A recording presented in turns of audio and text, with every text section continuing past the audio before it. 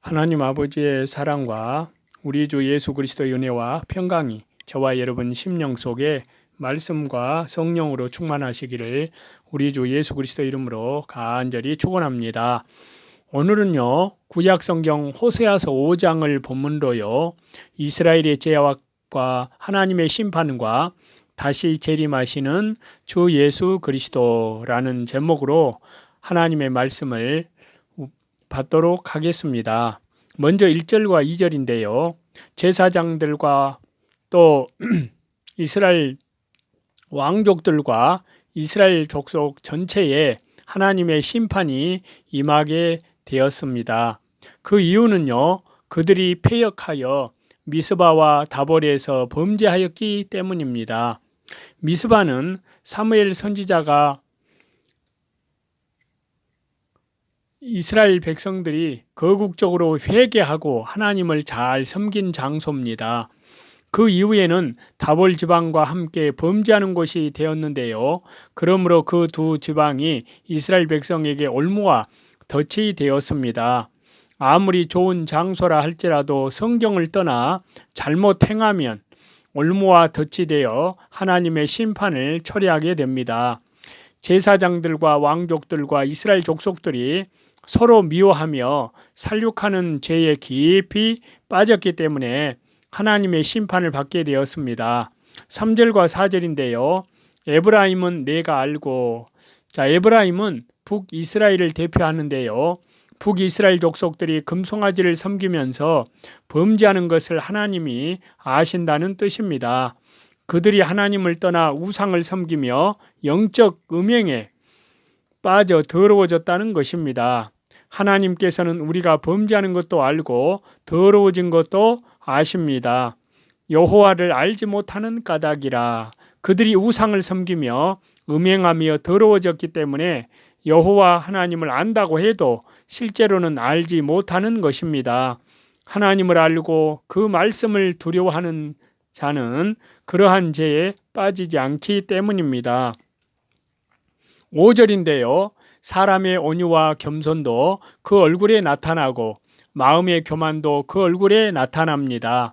이스라엘의 교만이 그 얼굴에 증거가 된다는 것은요, 교만이 차고 넘쳐서 인격화되었다는 것입니다. 그래서 잠언 18장에 보시면요, 사람의 마음의 교만은 멸망의 선봉이요 겸손은 존귀의 앞잡이니라 라고 말씀하고 있습니다. 교만하면 누구나 다 멸망합니다. 느부갓네살 왕이 교만해서 멸망했습니다. 내가 하겠다 하는 것과 내가 하지 않겠다 하는 것은 교만이고 하나님께 쓰임 당하는 것이 겸손입니다. 또 자기가 위하는 것은 교만이고 하나님만 위하는 것이 겸손입니다. 자기는 낮아져서 멸시를 받든지 죽임을 당하든지 하나님만 위하고 말씀만 세워나가는 자가 겸손한 사람입니다. 북이스라엘과 남쪽의 유다가 다 같이 범죄했기 때문에 한 가지로 넘어지게 되었습니다. 유다의 성전이 있고 또 날마다 매일 제사를 드리지만 범죄하면 하나님이 심판하십니다. 죄가 들어오면 누구나 어느 나라나 다 같이 심판을 받고 다 같이 멸망한다는 말씀이십니다. 6절인데요. 이스라엘 백성들이 하나님께 제사하려고 양떼와 소떼를 끌고 갔지만 하나님께서 그 제사를 받지 않으셨습니다. 그 이유는요. 첫 번째는 그들이 범죄하는 일을 계속하면서 제물을 드렸기 때문이고요. 두 번째는요. 신령과 진리로 성령과 진리로 예배드리지 않고 형식적인 제사를 드렸기 때문입니다. 그래서 이사야서 1장에 보시면요. 이스라엘이 하나님께 수송아지나 수양의 피를 가지고 나왔지만 하나님께서 받지 않으시고 올삭과 안식일과 대회로 모이는 것도 하나님께서 기뻐하지 않으셨습니다. 손을 펼 때 눈을 가리우며 많이 기도해도 듣지 않으신다고 하셨습니다. 이와 같이 의식주의, 이것으로 하나님께 제사를 드리는 것을 하나님께서 받지 않으십니다. 소나 양으로 제사하는 것은 하나님 말씀에 맞지만 영적인 면이 없습니다. 회개하고 신령한 믿음에 서서 그리스도로 더불어 영적인 교통을 하면서 드리는 제사라야, 드리는 예배라야 하나님께서 그리스도 안에서 받아주십니다. 그러나 이스라엘 백성들은 마음이 하나님께로부터 떠나 세상과 짝하였고 하나님과 영적인 교통이 없이 의식적으로만 제사를 예배를 드렸기 때문에 하나님께서 그 제사를 받지 않으셨습니다. 우리가 하나님께 예배 드릴 때에 하나님의 말씀에 맞는 제사를 드려야 하고 영으로 말씀과 성령으로 예배를 드려야 합니다. 성령으로 예배를 드리려면 기도를 많이 하고 또 주 예수 그리스도의 십자가의 보혈, 영원한 속량함 안에서 죄를 철저히 회개하고 옛사람을 십자가에 못 박아 죽이고 성령으로 하나님과 교통하면서 드려야 합니다. 이러한 제사가, 이러한 예배가 살아있는 예배입니다. 7절인데요. 사생자는 본 남편인 하나님께로부터 더불어 낳은 아들이 아닌 것을 가리키는 말씀인데요. 성도가 하나님의 인도를 따라 하나님의 말씀대로 순종하여 얻어진 것만 참 아들이요. 하나님의 말씀대로 하나님으로 인하여 얻어진 것이 아니고 자기 뜻과 자기 방법을 써서 인본주의로 얻어진 것은 다 사생자입니다.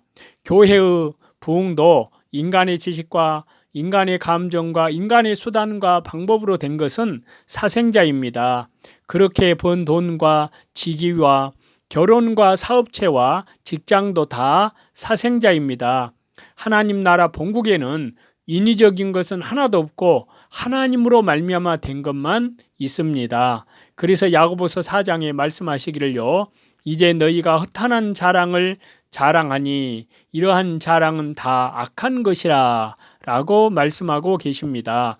여기 허탄한 자랑은요. 믿음을 지키지 않고 성공한 것을 자랑하는 것입니다. 그것은 다 악한 것이며 사생자입니다. 세 달이 저희와 그 기업을 함께 삼키리로다. 세 달은 묵은 달이 지나가고 새로 오는 달로서요. 한 시기가 지나가고 다음 시기가 오는 것을 가리킵니다. 하나님께서 회개할 기회를 주었는데도 그 기회에 회개하지 않으면 그 다음에는 하나님의 심판이 온다는 뜻입니다. 기업을 함께 삼키리로다. 사생자로 얻은 기업은 자기와 함께 멸망한다는 것입니다.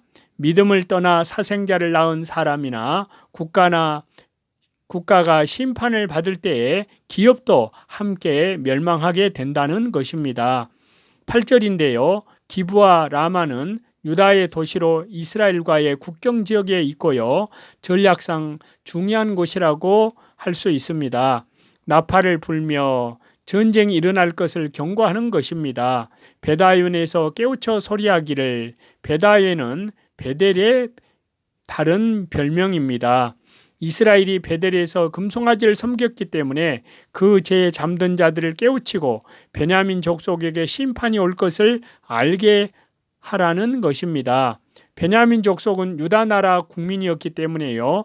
유다 나라를 가리킵니다. 9절인데요. 에브라임은 북이스라엘 나라를 가리키고요. 이스라엘이 견책받는 날에 황무지가 된다는 것입니다. 견책은 하나님의 심판을 가리키고요. 필연 있을 일을 보였노라. 반드시 올 심판을 보였다는 말씀이십니다. 10절인데요. 이스라엘이 멸망한 다음에 유다도 멸망할 것을 예고하는 말씀인데요. 그 이유는요. 그들이 지계표를 옮겼기 때문이라고 말씀합니다. 여기서 지계표는요. 땅의 경계를 알려주는 표입니다. 그 지계표를 옮기면 죄가 됩니다. 그래서 신명기 19장에 말씀하시기를요. 네 하나님 여호와께서 네게 주어 얻게 하시는 땅, 곧 네 기업된 소유 땅에서 선인의 정한 네 이웃의 경계표를 이동하지 말지니라 라고 말씀하고 있습니다.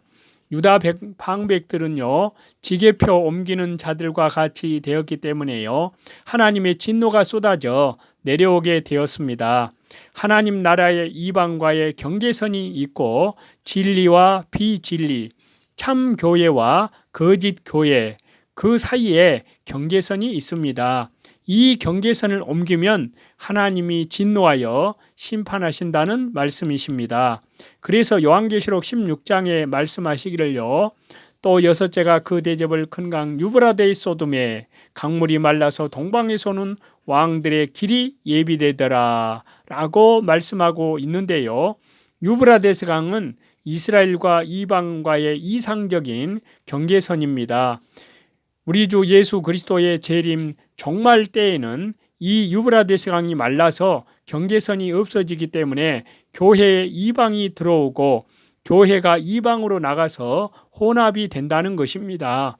그러므로 교회에 각종 세상주의가 들어와서 교회가 세상과 비슷해지고 만다는 것입니다. 그렇게 되면 하나님의 심판이 임하게 된다는 것을 말씀해 주고 계십니다. 11절인데요. 에브라임은 사람의 명령을 따라 하나님을 섬겼습니다.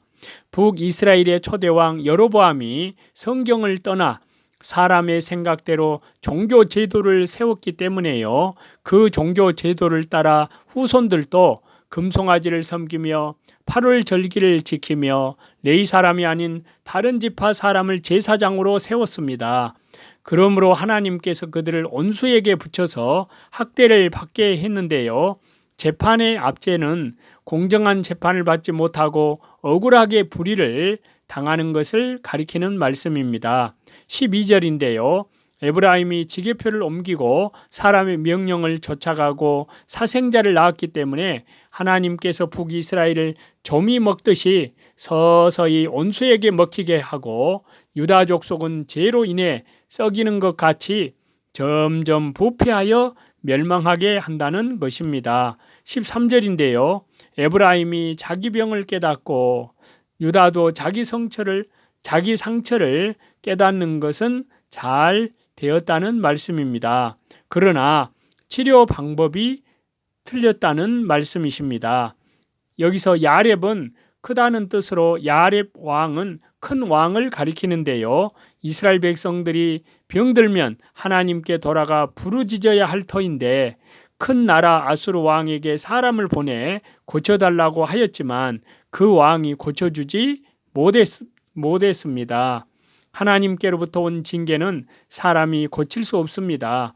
병들었을 때는 사람에게 구하지 말고 하나님께 돌아가 주 예수 그리스도의 십자가의 보혈 영원한 속량함 안에서 하나님께 철저히 회개하며 부르짖어야 하나님께서 싸매 주시며 고쳐 주시게 됩니다. 생사복이 하나님께만 있기 때문에 육신의 병도 의사만 의존해서는 안 됩니다. 하나님께서 고쳐 주셔야 의사도 고칠 수가 있습니다.